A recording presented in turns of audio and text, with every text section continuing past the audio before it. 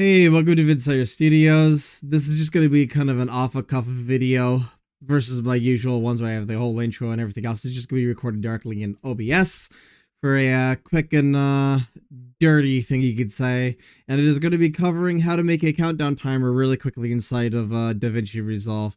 Now, the reason I'm doing this is because I had a project to do something real quick with a countdown timer. I knew how to do it.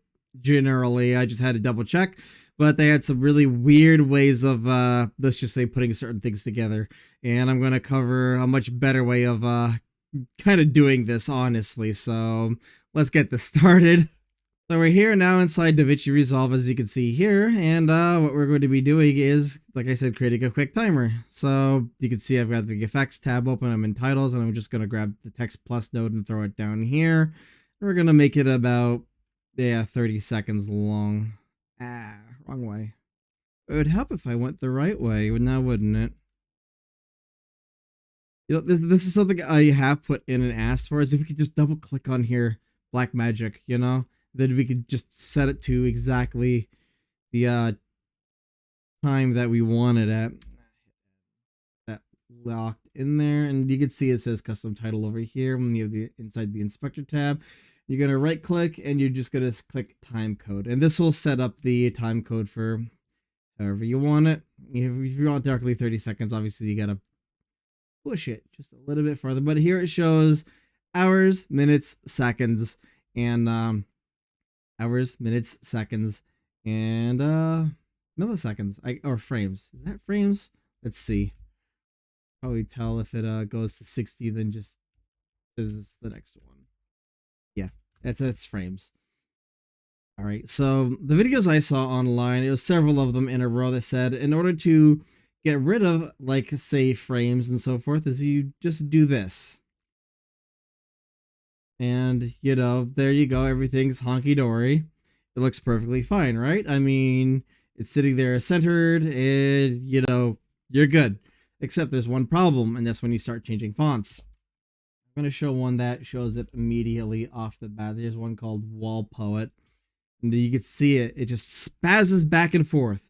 Now, why is it spazzing back and forth? Well, it's because you never got rid of these frames here in reality, and all you're doing is covering things up, and this is not the way you want to do it. So, if you want to fix this, first off, we're going to reset this right on to be full-sized. And now, instead, at the very top, we're going to go in here and click this little icon here, which will bring us into Fusion. And inside here in Fusion, what you're going to then have is the Modifiers tab up here next to Tools. You click on that, and hey, look at that. You can get rid of it.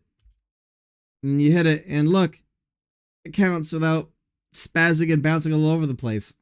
Now, this is a custom font, and you may think, hey, you know, what's the big deal if you just use the standard font? Yeah, that's perfectly fine, but let's go to one that I specifically use, Georgia. See, it's spazzing. Even if you're to go ahead and cover that on up. Now, normally for like timings and stuff like that, I don't use a Georgia because it kind of moves them up and down off of the general line and so forth with everything you're writing. But yeah, you see, it spazzes back and forth. It doesn't work. So do yourself a favor, do it this way instead, where you could just get rid of that, so you can have a properly set timing count up and down on it without it having jumping all over the place.